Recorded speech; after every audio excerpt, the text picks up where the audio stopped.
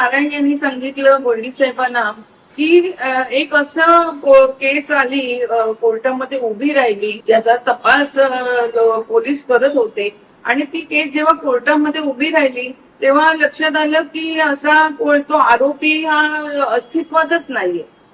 तर गोल्डी साहेब म्हणाले थांब थांब थांब थांब मला एकदा परत सांग तू काय बोललास ते.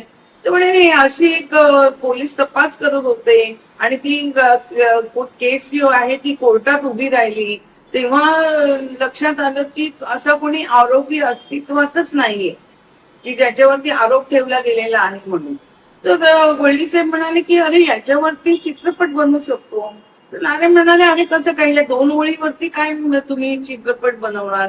तर म्हणे नाही मला ना माझं कथानक मिळालं तर मला थोडासा त्याच्यावरती विचार करू दे. त्याच्यानंतर मग कोळी साहेबांनी हळूहळू एक त्याच्यावरती एक कथानक त्यांनी लिहिलं आणि त्या अक्षरशः म्हणजे एक सिनॉप्सिस जसं म्हणतो तसं ते सिनॉप्सिस होता.